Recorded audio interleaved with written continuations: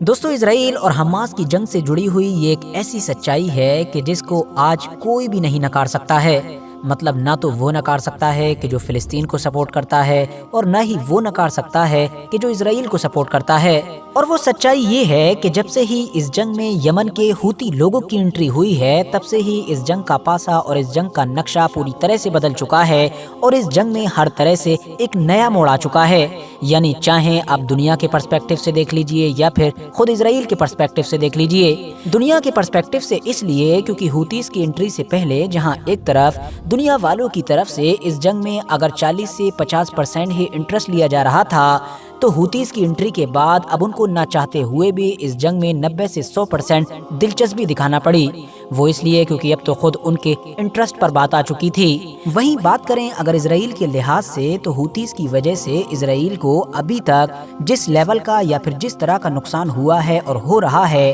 اس کے بارے میں شاید اسرائیل نے کبھی سپنے میں بھی نہیں سوچا ہوگا۔ اور یہ سب کچھ شاید اس لیے بھی ہوا کیونکہ اسرائیل کے لیے یمن کے ہوتیز کا اس جنگ میں کودنا پوری طرح سے آؤٹ آف سلیبس تھا۔ آسان بھاشا میں آپ یہ سمجھیے کہ جب اسرائیل نے حماس سے بدلہ لینے کے لیے اور حماس کو ختم کرنے کے ارادے سے اس کے خلاف جنگ شروع کی، تو اس نے سارا جوڑ گھٹاؤ کیا، مطلب پورا اپنا اندازہ لگایا کہ اگر ہم حملہ کریں گے تو کون کون کود سکتا ہے۔ مثال کے طور پر حزب اللہ کود سکتا ہے، حزب اللہ کو کیسے روکا جائے گا، کیسی دھمکیاں دی جائیں گی، کس طرح سے اس کو بلیک میل کیا جائے گا، اور اگر مانو وہ کود بھی گیا تو اس کو کیسے کنٹرول کیا جائے گا، اس سے کیسے نپٹا جائے گا۔ حزب اللہ کے علاوہ جو سیریا اور عراق کے علاقے میں بھی ایران کے پراکسیز گروپ موجود ہیں، اگر وہ جنگ میں کودیں گے تو ان کو کیسے کنٹرول کیا جائے گا، یا پھر اگر خود ایران بھی اس جنگ میں کود جائے گا تو آخر اس جنگ کو کس طرح سے مینج کیا جائے گا اور کس طرف دھکیلا جائے گا۔ یہ سب کچھ ہی اسرائیل نے پہلے سے ہی سوچ رکھا تھا اور ہر چیز کا حساب کتاب لکھ رکھا تھا، مگر اگر کسی چیز کے بارے میں نہیں سوچا تھا اور کسی چیز کا حساب کتاب نہیں لگایا تھا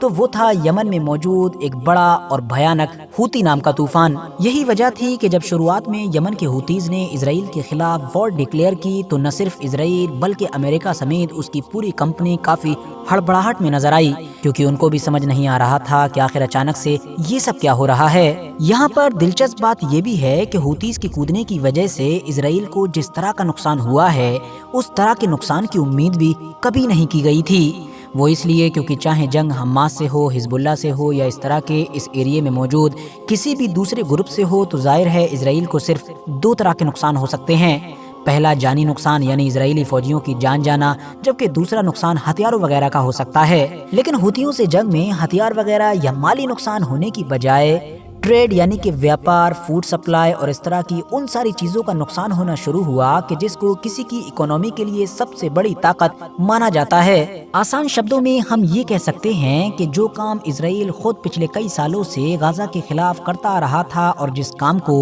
وہ ہمیشہ غزہ کے خلاف ہر جنگ میں سب سے بڑے ہتھیار کے طور پر استعمال کیا کرتا تھا، وہ کام اب ہوتیوں کی وجہ سے خود اسرائیل کے ساتھ ہو گیا، یعنی کہ سمندر کے ذریعے سے پوری طرح سے گھیرا بندی۔ ریڈ سی میں گھیرا بندی کا ہی نتیجہ ہے کہ اب دنیا بھر میں الگ الگ جگہ سے جاری ہونے والی سبھی رپورٹس الگ الگ شبدوں میں یہ بات کلیئر کر رہی ہیں کہ اگر ریڈ سی میں یہی معاملہ جاری رہا تو اسرائیل کو وہ نقصان ہوگا کہ جس کی وہ کبھی شاید بھرپائی بھی نہیں کر سکے گا۔ ابھی کچھ دن پہلے ہی آنے والی ایک رپورٹ میں یہ بھی بتایا گیا ہے کہ ریڈ سی کی اس گھیرا بندی کی وجہ سے صرف ایک مہینے کے اندر اسرائیل کو ملینز نہیں بلکہ 3 سے 4 بلین ڈالرز کا نقصان ہو رہا ہے۔ باقی فوڈ شارٹیج کو لے کر تو آلریڈی اسرائیل میں الرٹ جاری کر دیا گیا ہے، مطلب یہ کہہ دیا گیا ہے کہ اگر ہوتیز کا یہ معاملہ جلد نہیں نپٹا تو اسرائیل کے اندر کھانے پینے کی چیزوں کو لے کر بھاری کمی ہو جائے گی۔ باقی ساری چیزوں کو چھوڑ کر آپ لوگ صرف اور صرف اس شہر کو ہی دیکھ لیجئے، ایک ایسا شہر کہ جو ابھی کچھ دن پہلے تک پوری دنیا میں اپنی خوبصورتی، اپنی امیری،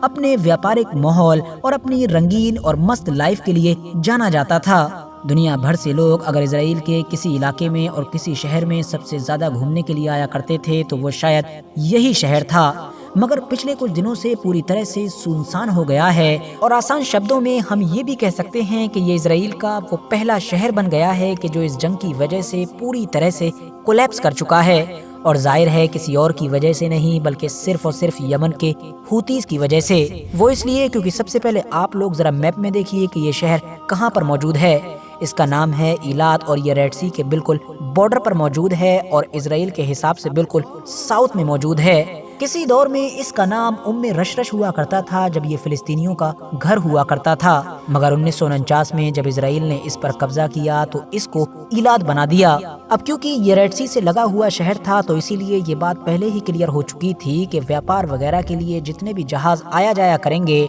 उन सब का ये शहर घर बनेगा, क्योंकि वो यहीं पर आकर रुका करेंगे और यहीं से वापस जाया करेंगे, और इस तरह से ये इजराइल की इकोनॉमी में एक बड़ा किरदार अदा करेगा। इसीलिए इजराइल ने सोचा कि क्यों ना इस शहर को दुनिया के सबसे एडवांस और सबसे डेवलप शहरों में से एक बनाया जाए। कोशिशें शुरू की गईं और इजराइल अपनी इस कोशिश में कामयाब भी हो गया, क्योंकि जैसा कि मैंने आपको पहले ही बता दिया कि 2023 तक इस शहर की गिनती इजराइल के उन चंद इलाकों में की जाती है कि जहां पर सबसे ज्यादा टूरिस्ट पहुंचते हैं। शहर का जो पोर्ट है उस पर हमेशा जहाज़ों की आवाजाही लगी रहती है, जो इजराइल की इकोनॉमी में बड़ा किरदार अदा करता है। मगर अब खबर ये निकल कर आ रही है कि हुतीस की लगातार घेराबंदी की वजह से इजराइल के इस मेजर पोर्ट को लगभग 80 से 85% का घाटा फेस करना पड़ रहा है, यानी 80 से 85% इसका बिजनेस गिर चुका है, क्योंकि जाहिर है यहाँ पर जहाज आ ही नहीं रहे हैं। दुनिया की ज्यादातर कंपनीज ने तो ऑलरेडी इस पोर्ट पर क्या बल्कि रेड सी के इलाके में ही अपने जहाजों को भेजने से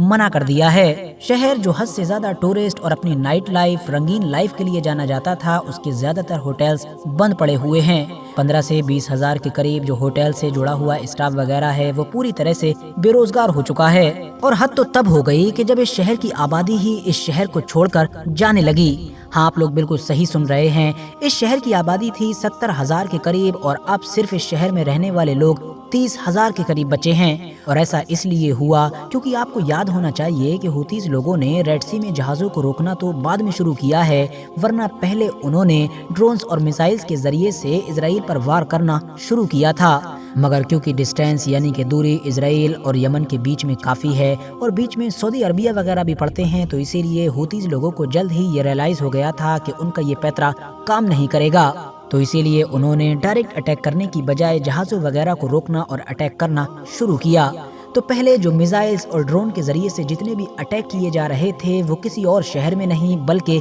इलात में किए जा रहे थे, क्योंकि ये शहर इजराइल के बिल्कुल साउथ में मौजूद है और यमन के एंगल से देखा जाए तो उसको सबसे करीब पड़ता है। उन सारे हमलों से पैदा होने वाले खौफ का ही नतीजा था कि पहले तो यहाँ से वो सारे इन्वेस्टर भागना शुरू हुए कि जो दुनिया भर से आए हुए थे और यहाँ पर बिजनेस वगैरह को आगे बढ़ा रहे थे, जिसकी वजह से यहाँ का 70 से 80% बिजनेस भी पूरी तरह से ठप हो गया। उसके बाद हालात ऐसे बने कि लोकल पब्लिक भी इलाके को छोड़कर भागने लगी। हालांकि दोस्तों, आम पब्लिक का इस तरह से भागने का ये मामला सिर्फ इस शहर के साथ ही खास नहीं है, बल्कि ऑलरेडी कई रिपोर्ट्स हमको ये बता चुकी हैं कि ये मामला तो पूरे ही इजराइल के अंदर चल रहा है। इस जंग की वजह से पहली बार ऐसा देखा जा रहा है कि हजारों नहीं बल्कि कई लाखों की तादाद में इजरायली ऑलरेडी इजराइल को छोड़कर यूरोप और अमेरिका जैसे देशों में जा चुके हैं। और ये सब कुछ आसानी के साथ इसलिए भी हो पा रहा है क्योंकि इजराइल के ज्यादातर लोग तो ऐसे हैं कि जिनके पास डुअल सिटीजनशिप है, मतलब उनके पास 2 जगह की नागरिकता है,